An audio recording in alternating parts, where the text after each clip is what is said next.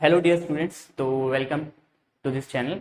आज हम लोग पढ़ने जा रहे हैं क्लास 10th का चैप्टर 2 साइंस का, जिसका नाम है एसिड बेसिस एंड सॉल्ट।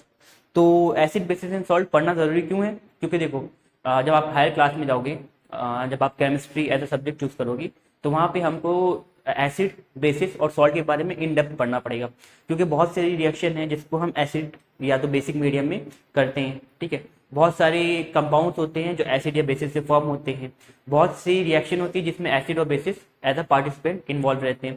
तो यहाँ पे हमको एसिड बेसिस सॉल्ट होता क्या है जानना जरूरी है। अब पढ़ते क्यों है, इसके लिए दूसरा रीजन ये हो सकता है कि जैसे अगर हमको क्लासिफिकेशन करना होता है, और क्लासिफिकेशन बहुत जरूरी होता है, क्योंकि कोई भी चीज़ों को आसान करने के लिए हम क्या करते हैं, क्लासिफिकेशन करते हैं। अब अगर फॉर एग्जांपल हम पूछते हैं आप कहाँ रहते हो, ठीक है, तो आप बताओगे हम इस एरिया में रहते हैं, उस एरिया में रहते हैं, इस स्टेट में रहते हैं, इस कंट्री में रहते हैं, है ना। तो यहाँ पे क्या है, क्लासिफिकेशन है। हमने पहले पूरे वर्ल्ड का क्लासिफिकेशन किया कंट्रीज के आधार पे, फिर कंट्रीज का स्टेट के आधार पे, स्टेट का डिस्ट्रिक्ट एंड डिस्ट्रिक्ट का फिर लोकेलिटीज के आधार पे, है ना। देन कॉलोनीज और घर, ये सब तो होता ही रहता है, मगर बेसिकली क्लासिफिकेशन बहुत जरूरी है ना। जैसे हम बच्चों को क्लासिफिकेशन करते हैं कि ये बच्चा छोटा है, यानी हाइट, अगर हाइट के ऑर्डर में करेंगे तो हम बोलेंगे बच्चा छोटा है, कोई बच्चा लंबा है ना। अगर हम स्ट्रेंथ के आधार पे करेंगे तो ये बच्चा की फिजिकल स्ट्रेंथ स्ट्रॉन्ग है, ये बच्चे की फिजिकल स्ट्रेंथ वीक है।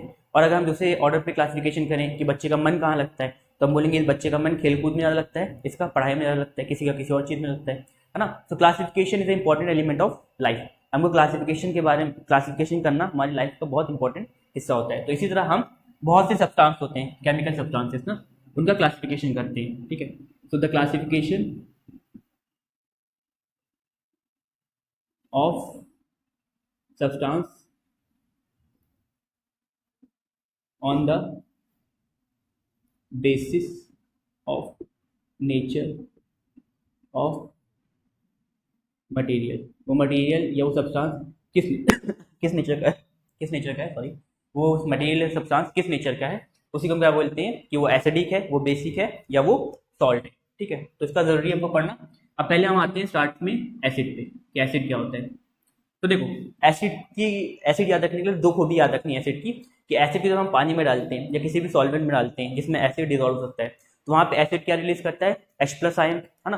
केमिकल प्रॉपर्टी है, केमिस्ट्री पढ़ रहे हैं तो केमिस्ट्री में केमिकल प्रॉपर्टी पढ़ना जरूरी है। तो जब हम एसिड को पानी में डालते हैं वो H प्लस आयन रिलीज करता है, और जब हम बेसिस को डालते हैं तो वो OH माइनस आयन रिलीज करते हैं। दूसरी प्रॉपर्टी, एसिड का टेस्ट कैसा होता है, एसिड का टेस्ट खट्टा होता है, बेसिस का टेस्ट कड़वा होता है, बिटर, है ना। तो यहाँ पे इसी ऑर्डर में हम लिख सकते हैं एसिड की डेफिनेशन, कि दीज सब्सटेंस, ये सब्सटेंस कैसे टेस्ट करते हैं, टेस्ट सोर। ये टेस्ट कैसा होता है, सोर, सोर मतलब होता है खट्टा, है ना। दूसरी चीज, they release H plus ion when dissolve in a solvent. जब हम इनको सॉल्वेंट में डालते हैं, जैसे कि वाटर, वाटर एक अच्छा सॉल्वेंट है, जब हम पानी में डालेंगे तो ये क्या रिलीज करेंगे, H प्लस आयन रिलीज करेंगे। ठीक है, अब एसिड दो तरीके के होते हैं। एसिड का फर्दर अगर हम क्लासिफिकेशन करें तो एसिड दो तरीके के होते हैं। पहला होता है ऑर्गेनिक एसिड। ऑर्गेनिक एसिड क्या होता है, जो हमको बाय नेचर, हमको नेचर प्रोवाइड करती है ना। जैसे मान लो चींटी है, काटती है, तो वो क्या रिलीज करती है, वो रिलीज करती है फॉर्मिक एसिड, है ना। जो चींटी काटती है वो क्या रिलीज करती है, फॉर्मिक एसिड। इस तरह हम बोले इमली, इमली से मिलता है टार्टरिक एसिड, है ना। और दही में क्या होता है, लैक्टिक एसिड। तो ये सब क्या है, जैसे हमको बाय नेचर मिल रहे हैं, या तो ये हमको प्लांट के थ्रू मिल रहे हैं, या तो हमको ये एनिमल से मिल रहे हैं। मतलब इसको हम बना नहीं रहे, लैब में बनाएंगे अगर हम कोई एसिड को, तो हम बोलेंगे इनऑर्गेनिक एसिड, जो लैब में बन रहा है। जो बाय नेचर हमको मिल रहा है, नेचर जो हमको दे रही है जो सब्सटेंस, उसको हम बोलते हैं organic acid. They are form by CH and O elements. इनके अंदर कौन से एलिमेंट्स होते हैं, जनरली ऑर्गेनिक एसिड में आपको देखने को मिलेगा कार्बन, हाइड्रोजन और ऑक्सीजन। यानी ऑर्गेनिक एसिड किससे बनते हैं, कार्बन, हाइड्रोजन और ऑक्सीजन से, है ना। They are provided by nature. ये हमको कहाँ से मिलते हैं, नेचर से मिलते हैं। नेचर से जैसे प्लांट्स और एनिमल्स, यानी इनको हम नेचर से मिलता है। ठीक है, जैसे एग्जांपल लें अगर ऑर्गेनिक एसिड का, हो सकता है HCOOH, इसको हम बोलते हैं फॉर्मिक एसिड। क्या बोलते हैं, फॉर्मिक एसिड। अब देखो यहाँ पे क्या है, CH और O है, इसके अंदर क्या है, CH और O है। फॉर्मिक एसिड कहाँ से मिलता है हमको, चींटी से। आंट जब चींटी काटती है तो क्या रिलीज करती है, फॉर्मिक एसिड। इसी तरह अगर हम देखें CH3COOH, ये क्या है, इसका नाम है इथेनोइक एसिड, इथेनोइक एसिड, ठीक है। इसी तरह अगर हम देखें टार्टरिक एसिड, एसिड हमको ये कहाँ से मिलता है, इमली से मिलता है। इसी तरह लैक्टिक एसिड, लैक्टिक एसिड कहाँ से मिलता है, हमको दही से मिलता है, चाहो तो लिख सकते हो। तो ये सब एसिड क्या है, ये सब एसिड है ऑर्गेनिक एसिड, है ना। अब कैसे पता चला कि ये एसिड है, बिकॉज जब इनको पानी में डालेंगे तो क्या करेगा, H+ आयन रिलीज करेगा। अभी हम देखेंगे आगे कैसे रिलीज करता है। दूसरे होते हैं, दूसरी कैटेगरी है इनऑर्गेनिक एसिड,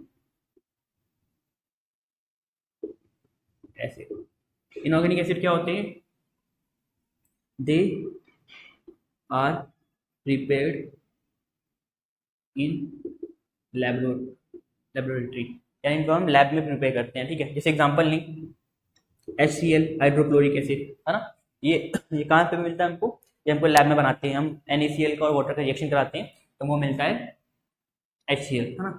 साथ में और हो सकता है HNO3, साथ में हो सकता है H2SO4, है ना, और एटसेट्रा। ये सब क्या है, ये सब है एसिड। देखो क्लोरीन आ रहा है तो इसका नाम है हाइड्रोक्लोरिक एसिड, यहाँ नाइट्रोजन आ रहा है तो नाइट्रिक एसिड, यहाँ सल्फर आ रहा है तो सल्फ्यूरिक एसिड। ये सब हम लेबोरेटरी में बनाते हैं, है ना। और हम देखें इसमें तो इसमें क्या है, इसमें हाइड्रोजन ऑक्सीजन कार्बन नहीं है, तो इसलिए क्या है इनऑर्गेनिक एसिड। मगर एक एक्सेप्शन होता है, अब साइंस है केमिस्ट्री है तो एक्सेप्शन तो हो गई। तो यहाँ पे एक एसिड है H2CO3, ये जो होता है H2CO3, ये क्या होता है, ये हमको मिलता है H2CO3 लैब में बनाते हैं इसको हम। और ये क्या है, देखो इसमें कार्बन भी है, हाइड्रोजन भी है और ऑक्सीजन भी है, इसमें कार्बन भी है, हाइड्रोजन भी है और ऑक्सीजन भी है, मगर स्टिल ये क्या है, ये इनऑर्गेनिक एसिड है। ये क्या है, इनऑर्गेनिक एसिड है। तो जरूरी नहीं है कि सारे के सारे एसिड जिसमें हाइड्रोजन कार्बन और ऑक्सीजन हो वो ऑर्गेनिक एसिड हो। एक एक्सेप्शन होता है, कौन, कार्बनिक एसिड, हम बोलते हैं कार्बनिक एसिड, ठीक है। तो समझ में एसिड क्या होता है, एसिड का मेन चीज याद रखना है कि एसिड का टेस्ट कैसा होता है, सो ये खट्टे टेस्ट करते हैं। दूसरा ये क्या रिलीज करते हैं, H+ आयन, ठीक है। अब देखते हैं कुछ कैसे ये H+ आयन रिलीज करते हैं। जैसे अगर हम देखें रिएक्शन इनका अगर हम रिएक्शन देखें तो देखो कोई भी एसिड लो जैसे HCl, जब HCl को हम पानी में डालेंगे, है ना, सॉल्वेंट में डाला तो क्या करेंगे, H+ और Cl- में टूट जाएंगे, यानी H+ आयन देखो रिलीज कर दिए। जैसे हमको पानी में डाला ये क्या करेंगे, H+ आयन रिलीज करेंगे। जैसे अगर हम देखें HNO3, जैसे जब हम पानी में डालेंगे सॉल्वेंट, कोई भी सॉल्वेंट, यानी जिसमें सॉल्वेंट उसको बोलते हैं हम जिसमें डालते हैं हम कोई भी सॉल्यूट को, यानी नमक को अगर हम पानी में डाल रहे हैं तो पानी क्या हो गया, सॉल्वेंट। अगर हमने नमक को डाला एल्कोहल में तो एल्कोहल क्या हो गया, सॉल्वेंट, ठीक है। तो जिसमें डालते हैं हम उसको बोलते हैं सॉल्वेंट, ठीक है, डिजोल्व करते हैं। जिसमें HNO3 अगर इसको हम करेंगे तो ये टूटेगा H+ प्लस NO3 माइनस। तो देखो एसिड क्या रिलीज कर रहे हैं, H+ आयन रिलीज कर रहे हैं। अगर हम और देखें जैसे कोई ऑर्गेनिक एसिड का देखिए एग्जांपल, जैसे ये CH3COOH, CH3COOH, जब इसको हम पानी में डालेंगे तो इसके H+ प्लस, देखो H+ नहीं हुआ और क्या हुआ, CH3COO माइनस, है ना। तो ये रिलीज करते हैं, एसिड क्या रिलीज करते हैं, H+ आयन रिलीज करते हैं, ठीक है। और इसी को अगर हम आगे फर्दर रिएक्टर आए, जैसे देखो H+ आयन रिलीज हुआ पानी में डाल दिया, अब यही H+ आयन कभी अगर पानी पे अटैक कर देता है, ये H+ आयन पानी में जाके मिल जाता है तो ये बना लेता है। देखो H+ आयन कौन दिया, एसिड दिया H+ आयन, और ये H+ आयन किस में रहेगा, पानी। जैसे एग्जांपल अगर हम ले तो ये पानी है, ठीक है, पानी है, इसमें हमने डाला HCl, ठीक है, पानी में।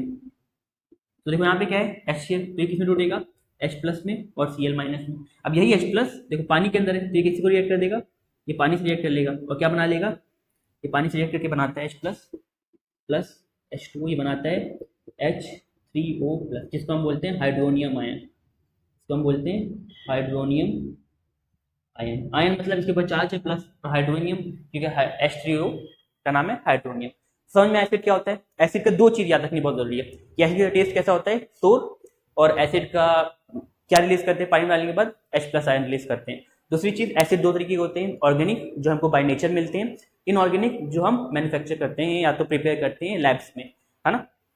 ऑर्गेनिक एसिड में जनरली CHO तीनों होता है और इनऑर्गेनिक में नहीं होता। कुछ एग्जांपल्स है जैसे हाइड्रोक्लोरिक एसिड है, नाइट्रिक एसिड है, सल्फ्यूरिक एसिड है, कार्बनिक एसिड है, ये क्या है, इनऑर्गेनिक एसिड। ऑर्गेनिक में फॉर्मिक एसिड है, इथेनोइक एसिड है, टार्टरिक एसिड है, लैक्टिक एसिड है, ऑक्जेलिक एसिड है ना। तो ये सब क्या है, एग्जाम्पल है ऑर्गेनिक एसिड के, ठीक है। तो ये रहा एसिड। अब हम पढ़ेंगे बेसिस, तो नोट करना ही कर सकते हैं। इसके बाद जो अगला वाला है वो है बेसिस, बेस क्या होते हैं, ठीक है। तो बेसिस का टेस्ट बिटर होता है, दे टेस्ट बिटर, इनका टेस्ट कड़वा होता है, बिटर, ठीक है। साथ में they release OH minus ion, OH minus ion when dissolved in solvent, जैसे पानी, जब इसको हम पानी में डालेंगे तो ये क्या रिलीज करेंगे, OH माइनस आयन, ठीक है। एग्जाम्पल देखिए अगर हम बेसिस का, तो बेसिस एग्जाम्पल होता है NaOH, KOH, MgOH2, इस तरह CaOH2 एक्सेट्रा, ये सब क्या होते हैं, ये सब बेसिस होते हैं, ठीक है। बेसिस जब हम पानी में डालते हैं, जब हम बेसिस को सॉल्वेंट में डालते हैं, यानी जैसे कि पानी, तो क्या रिलीज करेंगे, OH माइनस, जैसे NeOH को जब हम पानी में डालेंगे तो क्या रिलीज करेंगे, देखो ये बनेगा Na plus plus OH minus. जैसे KOH को अगर हम पानी में डालेंगे ये बनेगा K plus plus OH minus. जैसे अगर हम डालेंगे MgOH2 को पानी में तो बनेगा Mg2 plus plus 2OH minus, ठीक है। तो देखो अगर हम बेसिस को देखें तो बेसिस क्या कर रहे हैं, they release OH minus ion, जब हम पानी में डाल रहे हैं तो ये क्या रिलीज कर रहे हैं, OH माइनस आयन। अब अच्छा एक चीज़ देखना, अगर हम नोटिस करें सोडियम, पोटेशियम, मैग्नीशियम, कैल्शियम, ये सब क्या है, ये सब मेटल्स हैं, है ना, ये सब क्या है, मेटल्स हैं। तो जो मेटल्स के ऑक्साइड होते हैं, मेटल्स की ऑक्साइड या मेटल के हाइड्रोक्साइड, OH को हम बोलते हैं हाइड्रोक्साइड, OH में क्या है, हाइड्रोजन है तो हाइड्रो, और ऑक्सीजन है तो ऑक्साइड, तो हम बोलते हैं हाइड्रोक्साइड। तो मेटल के ऑक्साइड्स या तो हाइड्रोक्साइड ही क्या बनाते हैं, बेसिस बनाते हैं। इसी तरह नॉन मेटल्स के जो तुम्हारे हाइड्रोजन फॉर्म होता है, हाइड्राइड्स, ये क्या बनाते हैं, ये बनाते हैं नॉन मेटल्स जो है जनरली बनाते हैं एसिड, मेटल्स जनरली बनाते हैं बेसिस। जैसे अगर हम देखें तो यहाँ पे एसिड जैसे एग्जांपल लें, एसिड जैसे क्या था, HCl, HNO3, ठीक है, जैसे H2SO4, ठीक है, ये सब क्या है, एसिड्स है। एसिड्स में देखिए देखो हाइड्रोजन के साथ क्या है, क्लोरीन, क्लोरीन क्या होता है, नॉन मेटल। नाइट्रोजन के साथ क्या है, ऑक्सीजन, और हाइड्रोजन क्या है, नाइट्रोजन, नाइट्रोजन क्या होता है, नॉन मेटल। इसी तरह सल्फर भी क्या है, नॉन मेटल। यहाँ पे नॉन मेटल्स जो होती है, non metals forms acid, generally non metals क्या फॉर्म करते हैं, एसिड फॉर्म करते हैं। और जनरली यानी मोस्ट ऑफ द केसेस में मेटल्स जो होते हैं वो क्या फॉर्म करते हैं, ये फॉर्म करते हैं बेसिस। अगर देखिए सोडियम और पोटेशियम क्या है, मेटल, है ना, सोडियम और पोटेशियम मेटल है, और क्लोरीन, नाइट्रोजन, सल्फर क्या है, नॉन मेटल्स है। यहाँ पे देखो मेटल्स के ऑक्साइड या तो हाइड्रोक्साइड ही क्या बनाते हैं, बेसिस, समझ में। सो बेसिस क्या होते हैं, बेसिस में दो पॉइंट याद रखना, बेसिस का टेस्ट कैसा होता है, कड़वा, बिटर। कड़वा जैसे कि करेला, है ना, ऐसे टेस्ट के आते हैं। इस एग्जांपल में सोप हो सकता है, साबुन, साबुन क्या होता है, ये भी कड़वा, कभी खाया तो नहीं है बट स्टिल हाँ कड़वा ही होता होगा, ठीक है। आप बुक में लिखा है तो कड़वा ही होता होगा यार, है ना। तो यहाँ पे क्या है, बेसिस जो है ये मेटल ऑक्साइड से बनते हैं या मेटल हाइड्रोक्साइड से, और एसिड जो होते हैं ये किससे बनते हैं, नॉन मेटल से। और बेसिस क्या होते हैं, कॉस्टिक होते हैं, क्या रिलीज करते हैं, hydroxide ion, OH minus ion release करते हैं पानी में, ठीक है। और जो मेटल है वो सॉरी जो एसिड्स हैं वो H प्लस आयन रिलीज करते हैं, ठीक है। तो नोट कर लें इसको। इसके बाद हम देखते हैं difference between acid and basis. अब एसिड समझ लिया हमने क्या होता है, हमने समझ लिया बेसिस क्या होता है। तो इसके बीच का डिफरेंस, क्या क्या डिफरेंस होते हैं इन दोनों में। पहला, एसिड का टेस्ट कैसा होता है, एसिड टेस्ट सोर, इनका टेस्ट होता है खट्टा, है ना। बेसिस का कैसा होता है, बेसिस टेस्ट बिटर, इनका टेस्ट होता है कड़वा। दूसरा, एसिड क्या प्रोड्यूस करते हैं, acid produce H plus ion. Acid को जब हम पानी में डालते हैं सॉल्वेंट में तो क्या रिलीज करते हैं वो, H प्लस आयन। बेसिस क्या रिलीज करते हैं, basis releases OH minus ion, क्या रिलीज करते हैं, OH माइनस आयन। तीसरा, they turn blue litmus paper two red, ये चेक करने के अगर हम लोग आगे पढ़ेंगे अभी थोड़े दिन बाद आगे, इंडिकेटर्स कैसे क्या होते हैं। अब देखो एसिडिक जो होते हैं, बहुत सारे एसिड जो होते हैं डेडली होते हैं। डेडली मतलब उनको अगर हम टेस्ट करेंगे या तो कंज्यूम करेंगे तो हमारी जान जा सकती है। तो ऐसे केस में क्या है कि अगर हम अब हर एसिड या बेसिस को पी के तो देखेंगे नहीं कि खट्टा आ रहा है, मीठा आ रहा है, कड़वा आ रहा है, एसिड बेसिस चेक करने के लिए ऑब्वियसली ये पॉसिबल नहीं है ना। अगर किसी को जान प्यारी नहीं तो कर सकता है, अलग बात है, बट जनरली तो नहीं होता ना ऐसा। तो हम चेक कैसे करते हैं कि एसिड क्या है, बेसिस कौन सा है। तो हम क्या करते हैं, लिटमस पेपर लेते हैं, एक पेपर आता है चेक करने के लिए। उसको अगर हम एसिड में डालेंगे तो वो ब्लू लिटमस को चेंज कर देगा रेड में, और अगर उसको हम बेसिस में डालेंगे तो वो रेड लिटमस को बना देगा ब्लू। तो चेक करने के होता है, लिटमस एक टाइप का फ्लावर होता है जिसके एब्स्ट्रैक्ट से, जिससे हम पीस के उससे पाउडर फॉर्म में चेंज करके पेपर के ऊपर लगाते हैं और वो रिएक्शन करके बताता है कि एसिड कौन है, बेसिस कौन सा है। तो बेसिकली अभी हम बात करें तो एसिड कैसे होते हैं, वो पेपर को ब्लू लिटमस को रेड में कर देते हैं। और हम बात करें बेसिस की, bases turns red litmus to blue. Bases जो होते हैं लाल लिटमस को हम चेंज कर देते हैं ब्लू कलर में। चौथा, they have pH value less than 7। इनकी पीएच वैल्यू जो होती है 7 से कम होती है, वो भी हम आगे पढ़ेंगे। इनकी पीएच वैल्यू जो होती है, they have pH value more than 7। इनकी पीएच वैल्यू 7 से ज़्यादा होती है। पांचवा, अभी हमने थोड़ी देर पहले देखा है एसिड जो होते हैं किससे बनते हैं, नॉन मेटल से, है ना। So they are formation of non metals. Non metals जो होते हैं ये फॉर्म करते हैं एसिड्स को, और मेटल्स फॉर्म्स मेटल के ऑक्साइड या तो हाइड्रोक्साइड जो बनाते हैं बेसिस बनाते हैं, मेटल फॉर्म बेसिस। ठीक है, 5 काफ़ी है। एक एग्जांपल लिख लेते हैं। एग्जांपल जैसे एसिड का होता है HCl, H2, SO4, HNO3, है ना। ये सब क्या होते हैं, एसिड्स होते हैं। बेसिस क्या होते हैं, NaOH, सोडियम हाइड्रोक्साइड, इसको हम कॉस्टिक सोडा भी बोलते हैं। इस तरह KOH, पोटेशियम हाइड्रोक्साइड, CaOH, तो ये सब क्या होते हैं, ये सब होते हैं बेसिस। ठीक है, तो यह डिफरेंस कभी कभी पूछ सकते एग्जाम में, what are the difference between acid and bases. ठीक है, तो अगर 3 नंबर में पूछेगा, जो कि नहीं पूछता है मगर पूछ लेगा, तो 6 पॉइंट्स कम से कम दिमाग में होने चाहिए। ठीक है, तो नोट कर लें। ठीक है, तो इसके बाद कुछ थोड़ी थोड़ी चीज़ें, छोटी छोटी चीज़ें हैं जो एग्जाम पॉइंट ऑफ व्यू से इंपॉर्टेंट है, देख लेते हैं कि एसिड की स्ट्रेंथ जो होती है, स्ट्रेंथ ऑफ एसिड, एसिड की ताकत जो होती है, यानी कितना स्ट्रॉन्ग एसिड है या कितना वीक एसिड है ना। इसको तो चेक करने के लिए पीएच पेपर होता है, मगर अगर हम देखें ऐसे normally by chemical reaction, so acid strength of acids are detected by the formation of H+ ions. अब कोई एसिड है वो कितना ज़्यादा H+ आयन रिलीज कर रहा है पानी में डालने के बाद, तो जो जितना ज़्यादा H+ आयन रिलीज करेगा वो उतना ही स्ट्रॉन्ग एसिड होगा। ठीक है, तो हम लिख सकते हैं द स्ट्रॉन्गर इस acid the more H+ ion it will release in solvent।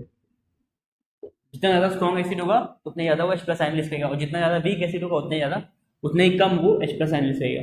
तो इसी को हम लिखते हैं and vice versa. Vice versa मतलब इसका उल्टा, तो जितना ज़्यादा स्ट्रॉन्ग एसिड उतना ज़्यादा सॉरी H+ आयन रिलीज करेगा, जितना ज़्यादा वीक एसिड उतना ही कम रिलीज करेगा। तो एक एग्जांपल के लिए आप सकते हैं, स्ट्रॉन्ग एसिड जो होता है, ये मीन स्ट्रॉन्गेस्ट एसिड जो होता है वो होता है HCl। HCl बहुत स्ट्रॉन्ग एसिड होता है। इसके बाद होता है H2SO4, ये भी HCl से कम होता है मगर स्ट्रॉन्गर एसिड होता है। वीक एसिड का एग्जांपल अगर हम देखें, कौन वीक एसिड होता है, कौन कम H+ आयन रिलीज करता है पानी में डालने के बाद, तो होता है CH3COOH, एक वीक होता है ना, HCOH, ये भी क्या होता है, वीक होता है। तो ये सब एग्जांपल है वीक एसिड के। ठीक है, इसके बाद आता है अगला टॉपिक एल्कलाइन या एल्कली। ये बेसिस होते हैं कुछ। अगर हम बात करें जो हमारे फर्स्ट ग्रुप के एलिमेंट है, फर्स्ट ग्रुप है ना, फर्स्ट ग्रुप के एलिमेंट होते हैं हमारे, उसमें जो आते हैं हाइड्रोजन को छोड़ के lithium, sodium, potassium, lithium, sodium, potassium, rubidium, caesium, francium, है ना।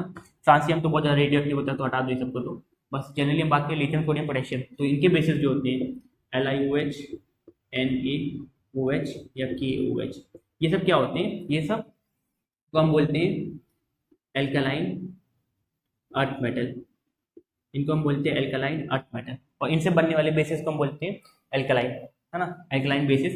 ये कैसे बेसिस होते हैं, इनके अंदर एक खास प्रॉपर्टी होती है, सारे बेसिस को अगर हम पानी में डालेंगे तो पानी में घुलेंगे नहीं। जैसे एग्जांपल लें, अगर हम एक गिलास पानी लेंगे, उसमें अगर हम 1 चम्मच नमक डालेंगे, ठीक है, तो नमक क्या होगा, पानी में डिजोल्व हो जाएगा, घुल जाएगा। वही अगर हम बात करें तेल की, हमने 1 चम्मच तेल डाला पानी में, तो क्या वो घुलेगा, नहीं घुलेगा। तो इसी तरह हम बात करते हैं बेसिस की, तो कुछ बेसिस जो होते हैं पानी में डालने के बाद नमक की तरह घुल जाते हैं, पानी में डिजोल्व हो जाते हैं, वही कुछ बेसिस जो होते हैं वो पानी में घुलते नहीं है तेल की तरह। तो जो बेसिस पानी में घुल जाते हैं उनको हम बोलते हैं एल्कलाइन बेसिस, ठीक है। तो these bases are soluble, soluble मतलब घुल जाना, soluble in water, they are formed by first group element। ये किससे बनते हैं, फर्स्ट ग्रुप एलिमेंट के जितने बेसिस होते हैं वो सब क्या होते हैं, वो सब पानी में घुल जाते हैं। जैसे एग्जांपल के लिए अगर हम बात करें NaOH, KOH, तो ये सब क्या है, जैसे पानी में घुल जाते हैं, ठीक है। तो हमने बेसिकली एसिड और बेसिस के बारे में पढ़ लिया क्या होता है। अब हम उनकी रिएक्शन देखेंगे कि वो कैसे रिएक्ट करते हैं डिफरेंट डिफरेंट सब्सटेंस के साथ, मेटल के साथ कैसे रिएक्ट करते हैं, पानी में कैसे रिएक्ट करते हैं, आपस में कैसे रिएक्ट करते हैं, तो इनके हम रिएक्शन देखेंगे, ठीक है। तो नोट करना कर सकते हैं इसको। तो इसके बाद आता है रिएक्शन। रिएक्शन को हम बोलेंगे chemical properties, chemical properties of acid and basis. इसमें हम पढ़ेंगे रिएक्शन, कैसे रिएक्ट करते हैं एसिड और बेसिस आपस में या दूसरे सब्सटेंस के साथ। पहला हम पढ़ेंगे न्यूट्रलाइजेशन रिएक्शन, न्यूट्रलाइजेशन रिएक्शन। इसका मतलब क्या है, न्यूट्रलाइज कब होता है, जब हम कोई दो चीज को, एक पॉजिटिव एक नेगेटिव चीजों को मिलाएं तो हमारे पास न्यूट्रल मिलता है। जैसे +3 - 3 0 यानी न्यूट्रल, -2 + 2 0 न्यूट्रल, यानी कोई स्ट्रॉन्ग एसिडिक और स्ट्रॉन्ग बेसिक, या वीक एसिड वीक बेसिक को जब हम मिलाते हैं या एसिड या बेसिस को मिलाते हैं तो क्या होगा, एक रिएक्शन होगी जिसको हम बोलेंगे न्यूट्रलाइजेशन रिएक्शन। तो इसमें होता है क्या, इसमें एसिड और बेसिस को मिलाते हैं, है ना। तो एसिड को हम मिलाएंगे बेस से तो हमको क्या मिलेगा, ठीक है। अब देखो, रिएक्शन करने के लिए आपको कुछ बेसिक चीज़ें आना जरूरी है। पहले बेसिक चीज़ कुछ देख लेते हैं, ठीक है। बैलेंस करने के लिए रिएक्शन को कुछ बेसिक चीज़ें आना जरूरी है। जैसे देखो, फर्स्ट ग्रुप के एलिमेंट होते हैं उनकी वैलेंसी 1 होती है। जैसे फर्स्ट ग्रुप के एलिमेंट कौन है, हाइड्रोजन है, सोडियम है, पोटेशियम है, लिथियम है, इन सब की वैलेंसी कितनी होती है, 1 +1, ठीक है। और लास्ट ग्रुप के एलिमेंट जो होते हैं फ्लोरीन, ब्रोमीन, आयोडीन, इन सब की वैलेंसी कितनी होती है, 1, यानी ये इनको इलेक्ट्रॉन चाहिए होता है। सेकंड ग्रुप की बात करें कैल्शियम, मैग्नीशियम, ठीक है, तो इन सब की वैलेंसी कितनी होती है, इनकी वैलेंसी होती है 2। सेकंड ग्रुप में जैसे ऑक्सीजन है, सल्फर है, इन सब की वैलेंसी कितनी होती है, -2। कुछ है, कुछ चीज़ें याद रखनी पड़ेगी, जैसे सल्फेट है, इसके बाद फिर कार्बोनेट है, इसकी वैलेंसी कितनी होती है, -2। जैसे OH माइनस आयन है, जो इस बारे में अभी हम पढ़ेंगे, OH माइनस आयन है, या ऐसे टाइप के आयन जो होते हैं इनकी वैलेंसी होती है -1, ठीक है। कुछ अलग से वैलेंसी है, हाँ। नाइट्रोजन की वैलेंसी होती है 3, तो वैलेंसी याद रखना है। जैसे एल्युमिनियम की वैलेंसी होती है 3, इसकी -3 होती है, इसकी +3, तो ये वैलेंसी याद रखना है। इससे क्या होता है, रिएक्शन समझने में आसानी होती है। देखो कैसे, एसिड प्लस बेसिस क्या देते हैं हमको चेक करना है, एसिड और बेसिस क्या प्रोड्यूस करते हैं, ठीक है। तो एसिड प्लस बेस याद रखने की जरूरत नहीं है, ये सब चीज़ें हम खुद से निकाल के देख सकते हैं। कोई एक एसिड का नाम बताओ, जैसे HCl एक एसिड है, कोई बेस NaOH बेस है। जब इसको हम डालेंगे तो क्या होगा, देखो हाइड्रोजन की वैलेंसी +1, हाइड्रोजन 1, ठीक है। क्लोरीन की -1, तो क्लोरीन की होती है 1, ठीक है। और सोडियम की क्या होती है 1, ठीक है। अब देखो HCl टूटेगा, H+ में एसिड क्या प्रोड्यूस करते हैं, H+ आयन, और क्लोरीन अगर ये प्लस है तो ये ऑब्वियसली माइनस हो जाएगा। सोडियम हाइड्रोक्साइड NaOH कैसा होता है, माइनस, अभी हमने थोड़ी देर पहले पढ़ा है, OH माइनस होता है, तो सोडियम मेटल है, ऑब्वियसली प्लस होगा। अब देखो, प्लस जाएगा माइनस के पास, माइनस जाएगा प्लस के पास, तो सोडियम हाइड्रोजन को अटैक नहीं करेगा, बिकॉज प्लस प्लस नहीं करेगा, किसको करेगा, क्लोरीन को, तो क्लोरीन को करेगा, तो ये क्या बनाएगा NaCl। अब Na2Cl क्यों नहीं है या NaCl2 क्यों नहीं है? तो हमको पता है सोडियम की वैलेंसी 1 होती है, क्लोरीन की वैलेंसी 1 होती है, तो इसको क्रॉस मल्टीप्लाई करेंगे तो क्या बनेगा Na1Cl1, इसको हम लिखते हैं NaCl। ठीक है, अब देखो यहाँ OH है माइनस और H प्लस है, OH और H बनेंगे तो क्या होगा वाटर। तो जब हम एसिड और बेसिस को मिलाते हैं तो क्या बनता है सॉल्ट, नमक, नमक का फॉर्मूला होता है प्लस वाटर। ठीक है, तो हम लिख सकते हैं on reacting acid and bases we get, वो क्या मिलेगा सॉल्ट एंड वाटर, वो मिलता है सॉल्ट प्लस वाटर। एक और रिएक्शन देख सकते हैं, जैसे मान लो कोई और एसिड H2SO4, ठीक है, हाँ H2SO4, चलो ठीक है। इसके बाद फिर कोई बेस CaOH2, ठीक है, अभी क्या देगा एसिड बेस, है ना। अब देखो यहाँ पे हमको पता है टूटेगा H प्लस में टूटता है, यहाँ कितने H है 2, तो H2 प्लस, 2 हाइड्रोजन है तो 2 हाइड्रोजन प्लस, सल्फर कितना है, सॉरी सल्फेट SO4, अब यहाँ पे +2 है यहाँ -2 हो जाएगा। ठीक है, अब यहाँ पे कैल्शियम की वैलेंसी देखो कितनी होती है 2, तो कैल्शियम की होगी 2 यानी Ca2 प्लस, OH की कितनी होती है 1, यहाँ 2 OH है यानी 2 OH माइनस। अब देखो प्लस वाला करेगा माइनस वाले को और प्लस वाला करेगा माइनस वाले को, यहाँ Ca और SO4 बनेगा, CaSO4, Ca की 2 SO4 की 2, तो Ca2 SO4 2। अब देखो दोनों 2 है तो इसको हम काट सकते हैं रिएक्शन निकालने के लिए, क्या बन जाएगा CaSO4, यहाँ बनेगा CaSO4 प्लस, अब क्या बना OH और H और OH से बनाता है H2, यहाँ कितने हैं दोनों ही 2 हैं, यहाँ पे क्या बन जाएगा 2H2। तो ऐसे हम रिएक्शन लिखते हैं। ठीक है, एक और ट्राई करते हैं, ठीक है, जैसे लेट्स से हमारे पास है यही रिएक्शन करते हैं तो उल्टा करके करते हैं, HCl का CaOH2 लगाते हैं, तो HCl प्लस CaOH, अब इसको बैलेंस करने की कोशिश करो, रिएक्शन एसिड प्लस बेस कैसे होगा, ट्राई करो, वीडियो पॉज करो, एक बार ट्राई करो।